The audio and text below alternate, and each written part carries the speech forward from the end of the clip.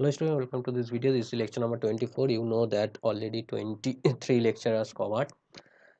এখানে তোমাদের মেনলি ওই যেই নিট বা 11 এর জন্য যারা প্রিপারেশন নিচ্ছ তাদের ফিজিক্সের বেসিক কনসেপ্টটা ক্লিয়ার হবে। অলরেডি লাস্ট চ্যাপ্টারতে আমরা যেটা করেছি প্রজেক্টাইল মোশন নিয়ে আমরা ডিসকাস করেছি। সেই প্রজেক্টাইল মোশনে যে এমসিকিউ লাস্ট তে করা হলো, ভিডিওতে করা হলো, এই ভিডিওতে আমরা আরও কিছু এমসিকিউ প্র্যাকটিস করব। তো last go to the direct question to this. Okay, first question says that the projectile is fired at an angle 45 degree with the horizontal. এটা আমাদের লাস্ট ভিডিওতে হোমওয়ার্ক ছিল, সেটা আজকে সলভ করে দিই। The projectile motion fired at an angle 45 degree with the horizontal. Elevation angle of the projectile at its highest point as seen in the from the point of the projection is 45 degree অ্যাঙ্গেলে একে আমরা throw করা হলো। এখানে projectile motion মানে এইখান থেকে 45 degree অ্যাঙ্গেলে থ্রো করা হলো। এই যে অ্যাঙ্গেলটা সেটা হচ্ছে 45 ডিগ্রি। ওকে, 45 ডিগ্রি অ্যাঙ্গেলে থ্রো করলাম।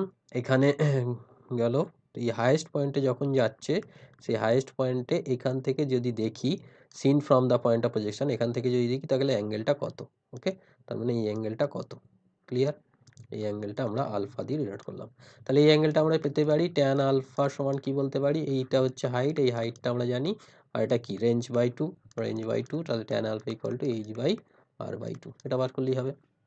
তাহলে ট্যান আলফা ইকুয়ালস টু হাইটের এক্সপ্রেশন কি জানি, U square sine square theta by 2g, আর আর এর এক্সপ্রেশন কি জানি, U square sine 2 theta by G, আর ওই একটা 2 আছে, তাহলে 2g ক্যান্সেল হয়ে গেছে, ইউ স্কোয়ার ক্যান্সেল হয়ে গেছে, সাইন স্কোয়ার আছে ওপরে, আর নিচে হচ্ছে সাইন 2 থিটা মানে 2 sine theta cos theta, sine theta কেটে গেল, হাফ ট্যান থিটা।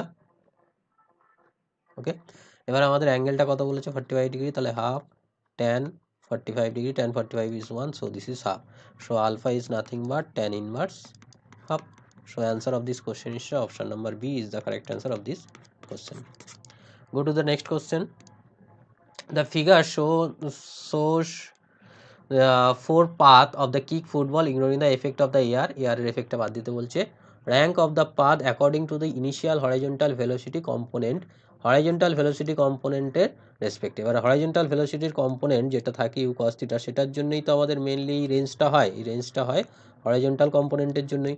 তাহলে রেঞ্জ যার বেশি নিশ্চয়ই তার হরাইজন্টাল কম্পোনেন্টটা বেশি, তাহলে 4 নম্বরে সব থেকে বেশি, তারপর 3, তারপর 2, তারপর 1, তাহলে 4 3 2 1, option number D is the correct answer of this question. Go to the next question. Which of the following attitude time graph of the projectile thrown horizontally from the top of the tower? একটা টাওয়ারের top থেকে যখন আমরা horizontally move করব, এটা previous লেকচারে দেখানো ডিটেলসে ডিসকাস করেছি, একে দেওয়া হবে, তাহলে এই বরাবর ভেলোসিটি যেটা ইউ সেটা তো কনস্ট্যান্ট, আর এই বরাবর ভেলোসিটিটা অরিজিনেট হয়ে এরকম একটা পাথ ফলো করবে। এখন কোশ্চেন হচ্ছে হুইচ অফ দ্য অ্যাটিটিউড টাইমের সাথে অ্যাটিটিউডটা কী হবে, এই হাইটটা কী হবে, হাইটটা কী হবে, আস্তে আস্তে কমে জিরো হবে, তাহলেই হাইটটা আস্তে আস্তে কমে জিরো হবে। এই যে ম্যাক্সিমাম হয়ে জিরো হবে না, হাইটটা আস্তে আস্তে কমে জিরো হবে। So answer D is the correct answer. D, option number D is the correct answer of this question. হাইটটা একটা ম্যাক্সিমাম হাইট থেকে থাকছে টাইম জিরোতে, তারপরে হাইটটা এখানে যখন আসছে তখন হাইটটা জিরো হয়ে যাচ্ছে। গো to the next question. Which of the following graph is between the height projectile time when projected from the ground থেকে যখন প্রজেক্ট করা হবে, আমরা যখন গ্রাউন্ড থেকে প্রজেক্টটা করব, এই গ্রাউন্ড থেকে যখন প্রজেক্টটা করব তখন হাইটের সাথে আমাদের টাইমের গ্রাফ। এখানে কি হচ্ছে, হাইটটা আস্তে আস্তে বাড়ছে, বেড়ে ম্যাক্সিমাম হচ্ছে আবার কমছে, তাহলে হাইটটা টাইমের সাথে যদি আমরা ড্র করি তাহলে একটার সময় জিরো থাকছে, হাইট ইনিশিয়ালি জিরো মানে এই দুটো গ্রাফ হচ্ছে, তারপরে ম্যাক্সিমাম হয়ে আবার জিরো হবে, তাই তো? ইনিশিয়ালি জিরো মানে এই দুটো হতে পারে, তারপর ম্যাক্সিমাম হয়ে আবার জিরো হতে হবে, তাহলে এই option number C is the correct answer. Okay, go to the next question. Two projectile A or B throw from the same point with the velocity v and v by 2 respectively. Two projectile, একটা v velocity একটা v by 2 velocity তে আছে। If B is thrown at an angle 45 degree with horizontal এর সাথে 45 degree angle করো, what is the inclination of A when the range are same? B এর inclination হচ্ছে 45 degree, এর inclination কত, তাদের রেঞ্জটা যদি সেম হয়। বা রেঞ্জের ফর্মুলা আমরা জানা আছে, রেঞ্জ ইকুয়ালস টু হচ্ছে আমাদের U square sine 2 theta by G. এবার আমাদের রেঞ্জটা যেহেতু দুটো সেম আছে, একজনের এর হচ্ছে ভি, তার মানে V square by sine 2 theta by G, অন্যটার হচ্ছে ভি বাই টু, মানে ভি বাই টু তার whole square sine 2 theta, theta মানে এখানে 45 ডিগ্রি দিয়ে দিয়েছে বি এর জন্য, by G, G G cancel হয়ে যাচ্ছে, ভি স্কোয়ার ক্যান্সেল হয়ে যাচ্ছে, তার মানে সাইন 2 থিটা ইকুয়ালস টু হচ্ছে এখানে 1/4 sine 45 1, so sine 2 theta equals to এখানে 1/4 হচ্ছে, তার মানে তার মানে 2 থিটা ইকুয়ালস টু কি হয়ে যাচ্ছে সাইন ইনভার্স 1/4, তার মানে থিটা ইকুয়ালস টু হয়ে যাচ্ছে half sign inverse 1/4, half sign inverse 1/4, half sin inverse 1/4, half sin inverse. Option number D, a B is the correct answer of this question. Option number B is the correct answer of this question. Go to the next question.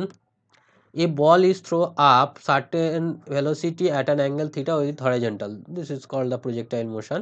And the kinetic energy of the varies with the horizontal displacement. তার মানে এইভাবে যখন মোশনটা হচ্ছে এখানে একটা kinetic energy maximum হবে, এখানে kinetic energy zero হবে না, কারণ এখানে এই বরাবর একটা কম্পোনেন্ট থাকে ইউ কস থিটা, তাহলে এখানে ম্যাক্সিমাম কাইনেটিক এনার্জি থাকছে, ম্যাক্সিমাম এখানে একটা মিনিমাম থাকবে নট জিরো, ইকে মিনিমাম থাকবে নট ইকুয়াল টু জিরো, এখানে এসে আবার ম্যাক্সিমাম হবে, তাহলে ম্যাক্সিমাম থেকে শুরু হবে, ম্যাক্সিমাম থেকে শুরু হয়ে এই যে জিরো হয়ে যাচ্ছে কাইনেটিক এনার্জি জিরো হয়ে যাচ্ছে, এইগুলো তো হবে না, এই গ্রাফ দুটো বাদ চলে গেল, আর এখানে কী হবে ম্যাক্সিমাম এনার্জিটা কমে তারপরে বাড়ছে আবার, তাহলে কাইনেটিক এনার্জি কমে আবার বাড়ছে, তাহলে এইটা হবে, এটা বেড়ে কমছে, এটা হবে না, তাহলে option number C is the correct answer of this question. Go to the next question. A ball is thrown at different angles with the same speed u and same point. Angle টা different, speed আর point টা same. If the range is the both is case, same range in the both case. If y1 y2 the height. আচ্ছা রেঞ্জটা এখানে same বলে দিয়েছে, রেঞ্জটা same বলে দিয়েছে, অ্যাঙ্গেলটা ডিফারেন্ট মানে হচ্ছে U square sine 2 theta 1 by G equals to U square sine 2 theta 2 by G, ঠিক আছে, এখানে অ্যাঙ্গেল ডিফারেন্ট অ্যাঙ্গেল বলেছে, রেঞ্জ সেম, এখানে আমরা জানি একটা অ্যাঙ্গেল এই অ্যাঙ্গেলটা একটা হয় 45 প্লাস থিটা, 45 প্লাস থিটা, এটা যদি না জানো প্রিভিয়াস ভিডিও দেখো পেয়ে যাবে, আর এটা হচ্ছে 45 মাইনাস থিটা, এই দুটো হচ্ছে অ্যাঙ্গেল হয়, তাহলে y1 ইকুয়ালস টু হবে y1 প্লাস y2 একেবারেই যদি লিখে দিই, হাইটের ফর্মুলা হচ্ছে U square sine square theta, U square sine square theta, theta মানে হচ্ছে 45 প্লাস থিটা বাই জি, আর একটা হচ্ছে U square sine square 45 minus theta by G, এরকম কিছু একটা হবে, ওকে, তাহলে এখানে আমরা দেখতে পাচ্ছি এই ইউ স্কোয়ার বাই জি এটা কমন চলে আসবে, সাইন স্কোয়ার 45 প্লাস থিটা, তো আর এটাকে আমরা কি লিখতে পারি বলতো, sine square 90 minus 45 plus theta, দেখো লেখা যায়, তাহলে এটা হয়ে গেল you square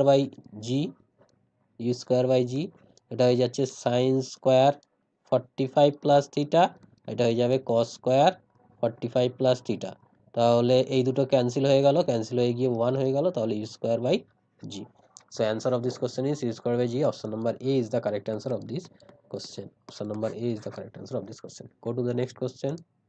Okay, today's is enough. We will meet in the next video for further MCQs practice. And এই হচ্ছে হোয়াটসঅ্যাপ নাম্বার, যদি কোনো কোশ্চেন থাকে হোয়াটসঅ্যাপ করতে পারো, টেলিগ্রাম চ্যানেলে করতে পারো ফিজিক্স রিলেটেড কোনো কোশ্চেন, আর এটা হচ্ছে ইউটিউব চ্যানেল, এখানে গিয়ে টোটাল প্লেলিস্ট পেয়ে যাবে, ভিডিওটা শেয়ার করে নতুন হলে সাবস্ক্রাইব করে দিও, ঠিক আছে, take care, will meet in the next video as soon as possible.